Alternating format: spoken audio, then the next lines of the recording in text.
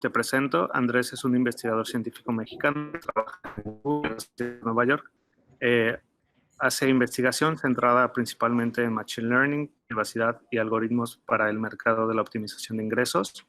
Obtuvo su doctorado en matemáticas por la Universidad de Nueva York, bajo el asesoramiento de Meyer Murray.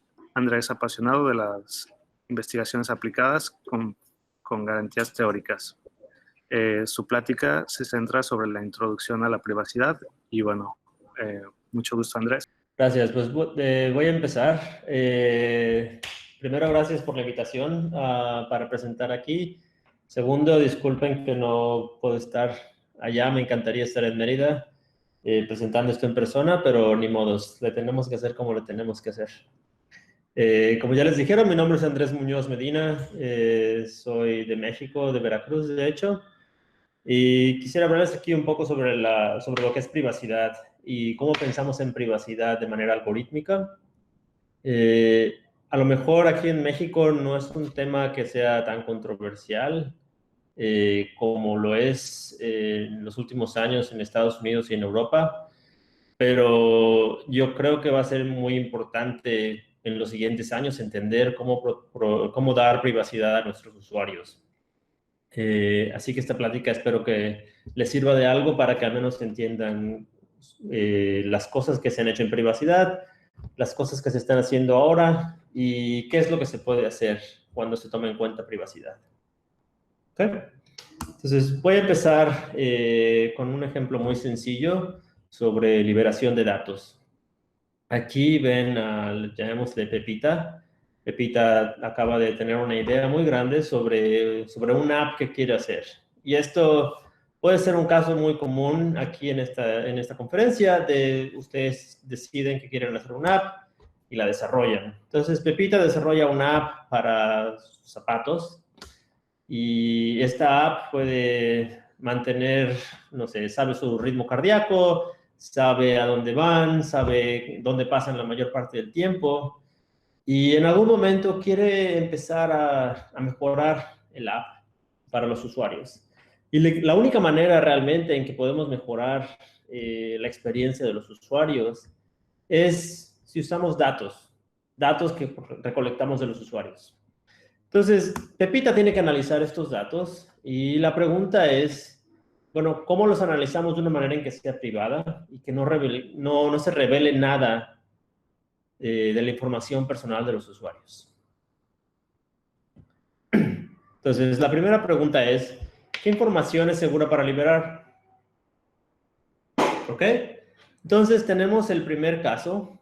Supongamos que Pepita decide liberar esta base de datos para que algunos científicos la analicen y creen modelos sobre cómo es que la gente se mueve alrededor del mundo. Entonces, Pepita libera esta base de datos que tiene mi nombre, Andrés Muñoz. Dice que voy a mi casa, después a Google, después a Facebook. Está Andrés Manuel, que está en Los Pinos, después se va a Copilco y después se va a Acapulco. Barack Obama, que está en the White House, después se va a Wall Street y después se va a su secret bunker. ¿Ok? Primero vean esta base de datos y piensen si hay algún problema con liberar estos datos. Yo creo que es bastante claro que sería una violación de privacidad terrible si todo el mundo se entera que voy de mi casa a Google y a Facebook. Y sería un peligro para la nación si todo el mundo se entera dónde va Andrés Manuel todos los días, ¿no? Entonces, es claro que aquí hay un problema con esta liberación de datos. Y el problema más grande es que esta liberación de datos tienen los nombres o tiene un identificador sobre cada persona asociada a la base de datos. Entonces, es muy fácil para cualquier persona averiguar información sobre mí. Entonces, vemos que este tipo de liberación de datos es muy peligroso. ¿Ok? Y es algo que realmente no queremos hacer. Entonces, de aquí viene la idea de anonimizar una base de datos. Y por anonimizar me refiero a que debe de ser difícil o imposible para un adversario o para otra persona saber algo específicamente sobre mí cuando liberamos esta base de datos. Entonces, la primera pregunta es, ¿cómo anonimizamos? Les voy a dar 1 o 2 segundos para que piensen cómo anonimizarían ustedes la base de datos que les acabo de enseñar. La primera idea, espero que se les haya ocurrido, es remover los nombres. ¿Por qué no removemos los nombres de la base de datos? Y de esa manera es imposible que alguien descubra información sobre dónde yo estuve durante el día. ¿Verdad? Bueno, aquí va la historia número 1 de esta plática. Esta es una historia real que pasó hace unos años, no tantos, de un hospital que tenía el mismo problema de Pepita. Quería entender información sobre sus pacientes. Quería entender cómo es que, por ejemplo, las enfermedades se transmiten dentro de un cierto código postal o de una cierta región, cómo afectan las enfermedades a hombres contra mujeres, cómo afectan las enfermedades a personas de diferentes edades. Todo este tipo de preguntas las quería resolver y entonces decidió sacar una base de datos que tenía el historial médico de los pacientes y mandarla a los investigadores. Como ya hemos aprendido del ejemplo de Pepita, esto es una idea terrible. Si ponemos los nombres ahí, y el director del hospital, una persona muy inteligente, dijo, ok, ¿por qué no removemos los nombres? Y ahora es imposible que alguien descubra el historial médico de cada persona porque no hay nombres en la base de datos. ¿Ok? Bueno, entonces, ¿qué fue lo que pasó? El director hizo todo un asunto de PR y dijo, sí, vamos a liberar datos, no se preocupen, todo es privado, nadie va a saber su historial médico, lo cual es una información muy sensible sobre cada persona. ¿Qué pasa? Llega un estudiante de doctorado y dice, bueno, lo voy a tomar como un reto. Y lo que pensó ella fue, ok, existe el récord del registro de votantes. Fue al registro de votantes y en el registro de votantes vio que había una persona que era un hombre de 32 y que vive en el código postal 10005. Hay una persona que es una mujer que se llama Hillary y que tiene 70 años y que vive en el código postal 90210. ¿Qué es lo que pasa? Se da cuenta ella, la estudiante de doctorado, que hay solamente un hombre de 32 que vive en ese código postal, solamente hay una mujer de 70 que vive en ese código postal, y en general que el 80% de la población de Estados Unidos podía describirse con estos 3 atributos. Entonces, es fácil para ella descubrir quién es quién, descubre el historial médico de todos, y en un acto medio dramático, decide enviarle por correo el historial médico del director al director para decirle, mira, aquí acabo de descubrir todo tu historial médico, aunque tú hiciste toda una faramalla diciendo que tus datos eran privados. El director, obviamente, completamente humillado, tiene que remover esta base de datos del público porque claramente no es privada. Ok, ¿qué fue lo que pasó aquí? El problema que pasó aquí es que había, por cada fila de la base de datos, podía encontrar mediante el sexo, la edad y el código postal, identificar a cada persona. Entonces, es claro que remover nombres no es suficiente para anonimizar una base de datos. Esta estudiante de doctorado de la que les hablé propuso una manera de anonimizar que se llama K-Anonymity.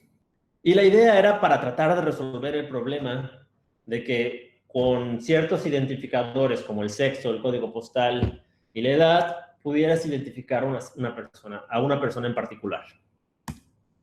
Entonces, ¿cómo definimos K-Anonymity? Usamos lo que se llaman pseudoidentificadores públicos. ¿Qué es un pseudoidentificador? Un pseudoidentificador es algo que no te identifica. Por ejemplo, el sexo. Hay muchísimas personas que son hombres, hay muchísimas personas que son mujeres. En la edad, hay muchísimas personas que tienen 30 años y hay muchísimas personas que tienen 31 y en general. Y hay muchas personas que viven en el mismo código postal. La cualidad de un pseudo-identificador es que cuando los combinamos, existe la posibilidad de que la combinación revele a una sola persona. ¿Qué nos dice K-Anonymity? Debe de haber al menos K personas con los mismos pseudo-identificadores. Veamos un ejemplo. digamos que en el mismo problema de manejar el historial, el historial médico, en lugar de ser muy específicos sobre la edad y sobre el código postal, lo cambiamos un poco. Y entonces ahora la base de datos se ve como esta. Una en la que hay 3 hombres de edad 30-35 y el código postal es 100 asterisco asterisco. Y hay 3 mujeres de entre 60 y 70 cuyo código postal ahora es 9021 y no sé cuál es el último número. Si consideran este problema y voy a la base de votantes y trato de hacer un match entre estas dos bases de datos, es claro que no la voy a poder recuperar. Entonces, esto debería ser suficiente para proveer protección a los usuarios, ¿no? Bueno, aquí voy con la historia número 2. Ahora fue Netflix quien quería entender cómo recomendar películas a los usuarios. Entonces Netflix decide que quiere hacer un concurso en el que postea una base de datos y les dice a los científicos, ok, elijan el mejor algoritmo para predecir qué película le va a gustar a esta persona. ¿Ok? Y Netflix aprendió del caso terrible del hospital en Massachusetts y dijo, bueno, lo vamos a hacer que hay anónimos. Entonces vamos a asegurarnos que los pseudoidentificadores, como el sexo y la edad, no distingan a una sola persona, sino que sean múltiples personas. Ahora, pueden imaginarse que a lo mejor no es un historial médico, pero hay películas que probablemente ustedes no quieran que otra persona sepa que les gustó, que la vieron, por la razón que sea. Esa información ustedes se la dieron a Netflix y esperaban que Netflix la mantuviera privada.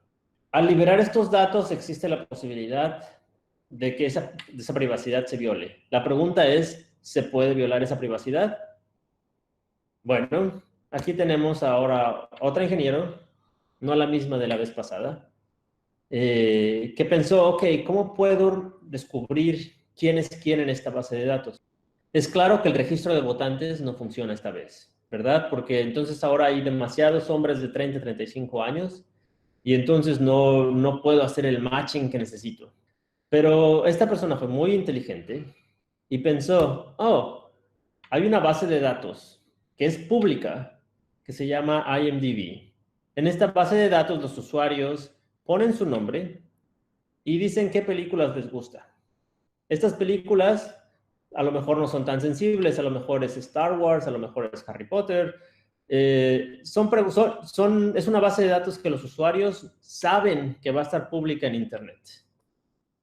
Pero lo que hizo este ingeniero fue ver que en ciertas bases de datos, si ves la fila completa y ves la base de datos de Netflix y ves la fila completa, empezó a ver cosas que eran muy similares. Y entonces llegó a la conclusión de que los usuarios que estaban haciendo el rating en IMDb eran los mismos que los usuarios que estaban haciendo el rating en Netflix. Y no le costó nada de trabajo descubrir quién era quién. Entonces, al final, logró descubrir la identidad de todos los usuarios y su gusto en películas. De nuevo, Netflix acabó completamente humillado y tuvo que remover esta base de datos porque no era privada. ¿Cuál fue el problema aquí? El problema es que los pseudoidentificadores son necesarios y no sabemos cómo elegirlos. ¿Por qué? Porque no sabemos qué información va a tener el adversario para poder hacer un matching entre las bases de datos. Ese no es el único problema que tiene K-Anonymity. El problema es que la información sensible en una base de datos puede ser compartida con K usuarios y aún satisfacer K-Anonymity. Por ejemplo, consideremos la siguiente tabla. Esta tabla es 4 anónima, ¿no? Hay cuatro personas que son hombres y que tienen edad 30. Y digamos que es una base de datos que contiene personas que tienen VIH o que no tienen VIH. Y lo que vemos en esta tabla es que las 4 personas, aunque es anónimo y no podemos saber quién es quién, todos tienen VIH. Entonces estamos revelando un atributo muy privado sobre estas personas. En particular, si alguien sabe que yo soy una persona que soy un hombre y tiene 30 años y participó en este estudio, entonces ya sabe que yo tengo VIH. Y eso es una violación grandísima en la privacidad. Esto nos quiere decir que anonimizar usando K-Anonymity no funciona. Y hay otras opciones que salieron después de K-Anonymity que se llaman L-Diversity o que se llaman T-Closeness. Tampoco funcionan. Tampoco funcionan porque A, son muy difíciles de implementar y B, ataques contra ellos existen. Antes de seguir mi plática, quiero decirles que les acabo de dar 4 formas de anonimizar datos que les estoy diciendo que no funcionan. Si en algún momento en su vida tienen que hacer alguna de estas cosas, no les quiero decir que no las hagan. Lo que les quiero decir es que si las van a hacer, tengan en cuenta los riesgos que están asociados con este tipo de anonimización.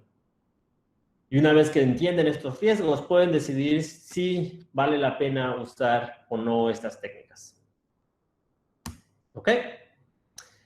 Los casos que les describí en estas historias son 2 de muchos. Hay muchos casos en la prensa en que se ha violado la privacidad usando ataques a bases de datos y ataques que son feos, donde, por ejemplo, se descubre toda tu búsqueda en Google, digamos. Eso es un caso de privacidad terrible.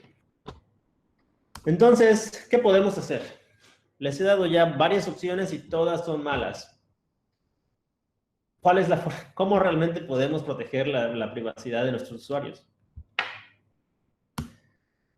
Y esta fue la idea de Differential Privacy. Differential Privacy empezó hace, digamos, casi 12 años, más o menos, 11 años. Y es una idea muy, muy bonita, muy, muy inteligente la persona que sacó esta idea. Y trata de decir lo siguiente.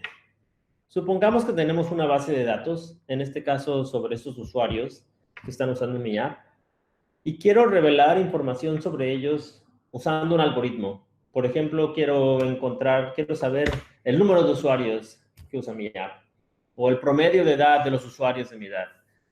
Paso esta base de datos a través de un algoritmo y obtengo un resultado. Ahora imaginen un mundo distinto en el que están estos usuarios y uno más. Y paso esta base de datos por un algoritmo y obtengo un resultado. Differential Privacy nos dice que los resultados tienen que ser casi iguales o muy difícil de distinguir entre el resultado del de arriba y el resultado del de abajo. ¿Qué significa esto? Y aquí va la única slide que tiene matemáticas para que no digan que no sé matemáticas. Epsilon Differential Privacy, ¿qué significa? Supongan que tienen una base de datos D y D', donde D' es la unión de la base de datos original más un usuario. Es el ejemplo que les puse aquí. D es la base de datos de arriba, D' es la base de datos de abajo.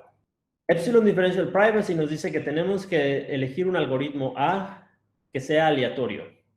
Es decir, que no sea determinista, que el resultado varíe de una manera que ustedes no lo pueden predecir. Lo que nos dice Differential Privacy es que la probabilidad de que el resultado del algoritmo en la base de datos original sea igual a X tiene que ser menor o igual que E a la epsilon, la probabilidad de que el algoritmo en la base de datos D' sea igual a X. Esto quiere decir que las probabilidades son muy indistinguibles. O sea que es muy difícil para mí, viendo el resultado del algoritmo, saber si el resultado vino de la base de datos D o de la base de datos D'. En particular, como la base de datos D' contiene a una persona más, no voy a saber nada sobre ese usuario en particular. Lo que Epsilon Differential Privacy nos da es que provee información sobre la población en general, más no sobre ningún individuo en particular. ¿Qué más? Protege la identidad y datos de una persona sin importar la información del adversario. En las historias que les platiqué, no me importa si alguien tiene acceso a la base de datos de votantes o si tienes acceso a la base de datos de IMDb. No me importa qué información tú tengas que yo no sepa. Lo que Differential Privacy nos garantiza es que, sin importar qué información sepas tú, cuando tú veas el resultado de mi algoritmo, no vas a saber nada en particular sobre mí. Este valor de epsilon que les dije cuantifica la pérdida de privacidad. Cualquier liberación de datos es una violación a la privacidad de los usuarios. Lo que nos da Differential Privacy es una manera de cuantificarla. Entonces, un valor de epsilon pequeño corresponde a más privacidad, un valor de epsilon grande corresponde a menos privacidad. Y lo que da la privacidad es el ruido que le agregamos a nuestro algoritmo. Entre más ruido, más privacidad, entre menos ruido, menos privacidad. Esto establece un trade-off entre privacidad y utilidad. Ok. A lo mejor esto sigue siendo muy complicado porque la primera vez que se ve este concepto es muy difícil. Voy a tratar de ejemplificarlo. Supongamos que tenemos aquí nuestra base de datos de 7 usuarios. Y quiero saber cuánta gente utiliza mi app. El número de verdad es en azul, es el 7. ¿Qué es lo que haría Differential Privacy? Differential Privacy regresaría a una variable aleatoria, un número aleatorio que se distribuye con las probabilidades en naranja. Entonces regresaría 7 con una probabilidad alta, pero también podría regresar 6 o 8 con un poco menos de probabilidad, o 5 y 9, y así nos seguimos, ¿no? Entonces lo que quiere decir es que el resultado no es fijo, pero está cerca de la verdad. Entonces, como un analista de datos, si fue 7 o fue 6 o fue 8, realmente no me importa. Es un número por ahí. Pero lo que me importa es que no revelé la información sobre ningún usuario. ¿Por qué?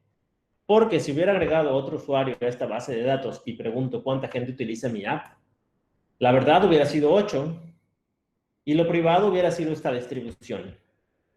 Y si notan, las dos distribuciones naranjas son muy similares. Es decir, aunque es un poco más probable que reciba en el segundo caso el número 8 hubiera podido venir del primer caso también. Como no sé cómo distinguirlos, es imposible para mí saber si la persona que está vestida de azul participó o no participó en utilizar el app. Y esta es la idea de Differential Privacy. Eso es todo. Ahora se pueden preguntar, ¿por qué agregamos el ruido? ¿Por qué es necesario? Especialmente para algo tan simple como sumar el número de usuarios de una app. Ok, voy con mi historia 3. Mi historia 3 es una historia falsa. Esta historia no pasó, pero creo que ejemplifica muy bien la necesidad de Differential Privacy. No sé cuántos de ustedes estén familiarizados con el producto de Popular Times en Google. Y si ustedes van a un restaurante y buscan en Google Maps el restaurante, les da un histograma de la gente que está ahí, o de la gente que está ahí normalmente. Por cierto, este producto usa Differential Privacy en Google. Entonces, supongamos que no lo usara. Supongamos que no lo usara y que realmente dijera cuánta cantidad de gente hay en un lugar en particular. Consideremos la siguiente historia en un pueblo pequeño. Un hombre en amarillo y su esposa en rosa o rojo viven juntos en un pueblo pequeño y dan las 9 de la noche y la esposa no está en su casa. Entonces el marido le habla y le pregunta, ¿dónde estás? Y el pueblo, como es tan pequeño, solamente tiene 2 edificios. ¿Es un bar o es una iglesia? Y la esposa le dice, ay, no, estoy en la iglesia, no te preocupes, regreso al rato. Entonces lo que hace el marido es, va a Google Maps, abre esta historia de Popular Times y ve que hay 10 personas en el bar y que no hay ninguna persona en la iglesia. ¿Qué es lo que pasó? Pues se entera de que le mintieron. ¿Ok? Es una violación a la privacidad de la esposa porque ¿por qué Google le va a decir a mi marido dónde estoy yo? Afortunadamente, Google usa Differential Privacy y esta historia es completamente distinta.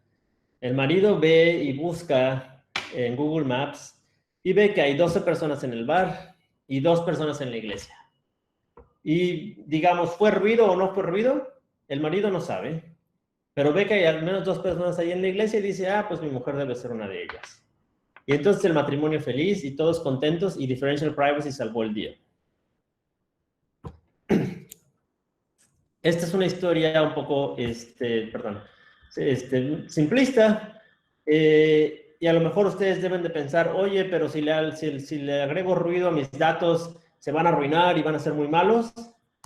Bueno, en realidad, no. Los datos en general son terriblemente ruidosos si alguna vez han trabajado con datos.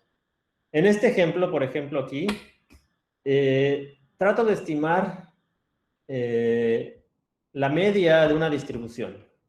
Y en rojo ven la media estimada con datos que no tienen nada de ruido. Y en azul ven lo que pasa cuando uso differential privacy. Se pueden dar cuenta que al inicio differential privacy hace el estimado muy malo, pero era muy malo para empezar. O sea, el ruido que tenían solamente de los datos en general les provee con un estimador muy malo. Conforme el estimador se va volviendo mejor, entonces el estimador privado se vuelve básicamente igual de bueno que antes. Entonces, como ven, el ruido que les hace, que les introduce differential privacy, no afecta tanto cuando realmente se usa en práctica. ¿Qué más? ¿Qué más puede ser? ¿Para qué más nos sirve differential privacy? Hay un ejemplo de este cómic. No sé si ustedes conocen que hay como predictores de texto en correos o hay predictores de texto para mensajes. Entonces, lo que está pasando aquí es que el que está escribiendo dice, long live the revolution, our next meeting will be at, y lo que pasa es que el modelo que está usando esta computadora completa la oración y dice, the dogs at midnight on June 28. Y dice, los encontré. Lo que está pasando aquí son modelos que memorizan. Si alguna vez han tenido la experiencia de entrenar modelos de lenguaje, en particular modelos de lenguaje para autocompletar, son realmente complicados, son grandes, son redes neuronales y a veces memorizan las oraciones de entrenamiento. Para lo que me refiero es que si ustedes usan este modelo generativo para producir oraciones, como son tan complejos estos modelos, acaban por memorizar secciones de texto completas. Entonces, podrían ustedes generar un ataque en este tipo de modelos que dice, mi tarjeta de crédito es, y el modelo los autocompleta. La dirección de Juan es, y el modelo lo autocompleta. Y son cosas que uno a lo mejor no prevé o no se imagina que pueden pasar, pero que llegan a pasar. Otro problema podría ser los ataques de pertenencia. Las redes neuronales tienden a comportarse de manera distinta en datos de entrenamiento y datos que nunca han sido vistos antes. Esto es un efecto que se vio hace pocos años. Entonces, es posible averiguar si una persona estuvo en el conjunto de entrenamiento o no. Si ese conjunto de entrenamiento es un conjunto de gente sensible, puede ser muy difícil y puede ser una violación en la privacidad. Differential privacy protege contra estos dos tipos de ataques. Se asegura que no memorices oraciones completas y se asegura que no puedas realizar ataques de pertenencia también. Ahora se pueden estar preguntando, ok, ya les dije lo que la privacidad puede hacer, pero desde una situación práctica, ¿qué podemos calcular de forma privada? Podemos calcular estadísticas básicas, sumas, medias, covariancias, la estadística que quieran la pueden calcular con formas privadas.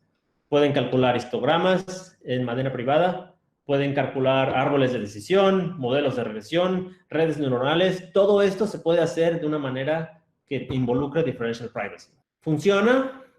En práctica, sí. Es difícil a veces hacerlo funcionar, pero de que funciona, funciona. Y Google lo está usando ahora para productos como Rapport, que colecta estadísticas sobre Chrome, y lo hace de manera privada. En Google Maps, como les dije, el producto de ver qué tan ocupado está un restaurante en ciertos momentos, usa differential privacy para proteger contra el caso que les comenté en Historia 3. Hay más productos que no puedo discutir, pero donde se usa differential privacy. Apple usa differential privacy para entrenar sus modelos de sugerencia de emojis. usa lo mismo de manera similar como Rapport para analizar crashes en Safari. En el 2020, el censo de los Estados Unidos, los resultados se planean liberar con differential privacy para que no pueda uno enterarse sobre ciertas características personales de la gente que está siendo censada. Y si están interesados en esto, a lo mejor quieren preguntarse cómo lo puedo usar. Differential privacy es muy difícil de implementar, pero no tienen que preocuparse por eso porque hay gente que ya lo ha implementado. Hay lo que se llama The Privacy Library at Google, que ayuda a calcular estadísticas básicas. También les ayuda a verificar que los algoritmos que están usando son privados. Y si les interesa entrenar redes neuronales de manera privada, TF Privacy en TensorFlow es una extensión para entrenar redes neuronales. ¿Qué más les puedo decir sobre Differential Privacy? Es una nueva área de investigación y realmente ha evolucionado rápidamente en los últimos 10 años. Hay problemas que no se resuelven con Differential Privacy. Por ejemplo, todas las cosas que les he dicho involucran un algoritmo que agregue ruido, pero el algoritmo es capaz de ver los datos. Entonces, ¿qué pasa cuando yo desconfío en la persona que está corriendo el algoritmo? ¿Cómo protejo los datos que ingresan en el algoritmo? Hay problemas en criptografía que están relacionados con esto. Hay algo que se llama Federated Learning, que trata de entrenar todo en tu computadora para que no tengan que moverse los datos hacia el servidor. Y hay un área de investigación inmensa sobre cómo podemos mejorar la utilidad de modelos privados. Solo déjenme concluir. Yo sé, y por eso están aquí ustedes, que Machine Learning es una ciencia emocionante. Hay la capacidad para hacer nuevas cosas en Machine Learning es grandísima. El problema que tiene Machine Learning es que requiere de datos. Requerimos datos sin importar qué sea lo que queremos hacer. Estos datos tenemos que asegurarnos que están protegidos, que no violamos la confianza de nuestros usuarios, que no violamos la privacidad de nuestros usuarios. Y lo que les acabo de decir es que hay técnicas que nos ayudan a hacer esto y que mantienen la utilidad de nuestros modelos. Bueno, muchas gracias. Esto era todo lo que les tenía que decir.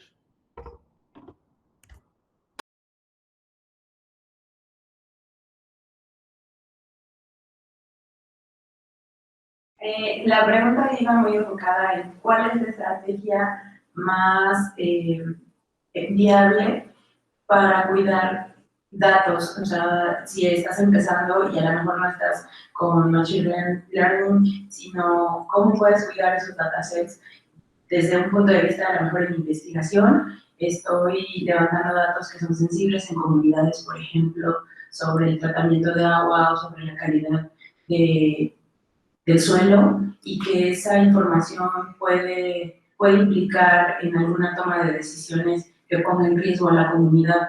Entonces, ¿cómo puedo hacer que esa protección de los datos, a mí como investigadora, no vulnere esta seguridad de las comunidades, por ejemplo?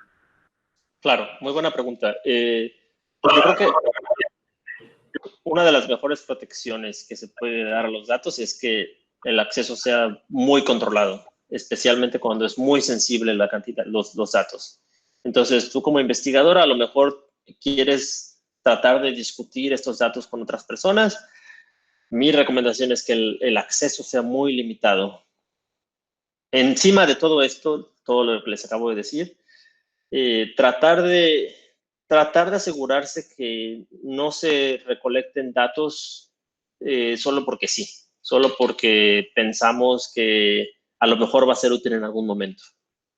La menor cantidad de cosas que puedas colectar, lo mejor. ¿Por qué? Porque entonces puedes aplicar estas técnicas, ya sea Key Anonymity, que aunque les dije que no la apliquen, a veces es la única cosa que se puede hacer, o usar agregados. Entonces, digamos, en lugar de decir, bueno, esta por persona, cómo le afecta el agua o cuál es la calidad de agua en este lugar en particular o para esta persona en particular, puedes agregar y decir, para esta sección la calidad del agua se ve así. Y entonces agregas un poquito de ruido en la calidad del agua y ese tipo de cosas. Entonces, usar técnicas de differential privacy para estadísticas es relativamente sencillo y es recomendable cuando estás tratando de agregar datos, incluso si los agregas en pequeñas porciones. Bueno, hola, mi nombre es Cris. Mi pregunta va más relacionada a la parte de usuario. ¿Cómo saber o cómo podemos tener nuestros datos en lugares o, bueno, en páginas donde sabemos que son vulnerables? Que desde la parte del usuario, ¿qué tratamiento le podemos dar a nuestros datos para que no estemos vulnerables?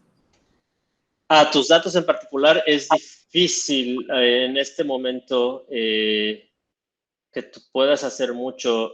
Conozco algunas aplicaciones que están tratando de implementar como differential privacy, como un add-on a tu buscador, por ejemplo, para que los datos que se envían tengan ruido y entonces eso protege tu privacidad. Desgraciadamente, la mejor manera de que se protejan es con regulación y eso es lo que está pasando en Europa y lo que está pasando en Estados Unidos y que eventualmente yo me imagino que va a pasar en México, que el acceso a datos y el uso de los datos de los usuarios se va a volver regulado y es en ese momento cuando estas técnicas te van a ayudar a poder usar datos de tus usuarios. O sea, sí estamos vulnerables, ¿no? No hay... ¿Perdón? No hay como que un tratamiento que por el momento estamos vulnerables. No, realmente no. O sea, es difícil porque el acceso a los datos, cada aplicación puede acceder a los datos que tú le das acceso, básicamente. Y depende mucho, te digo, de las regulaciones que hay en cada país para poder proteger estos datos. Sí.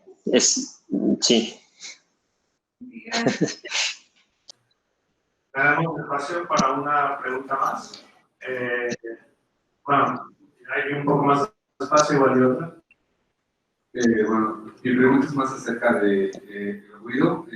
¿Cómo puedes tú, la cantidad de ruido que pone el algoritmo, la puedes seleccionar tú o sí, controlas? Sí. La protección que se da a los usuarios es una protección teórica. Hay teoría de información que protege cuánta información, de hecho, va a salir sobre un particular usuario dependiendo de la cantidad de ruido. Y tú decides cuánto ruido es. Lo que, digamos, si tú no eres un experto en matemáticas, a lo mejor no vas a poder decir cuánto ruido corresponde a un nivel particular de privacidad, pero lo que ofrecen estas librerías que les describí, como el Privacy Library o TF Privacy, es tú dices, bueno, ok, quiero agregar esta cantidad de ruido, tú dime cuánta privacidad estoy haciendo y yo mido cuánta utilidad estoy manteniendo.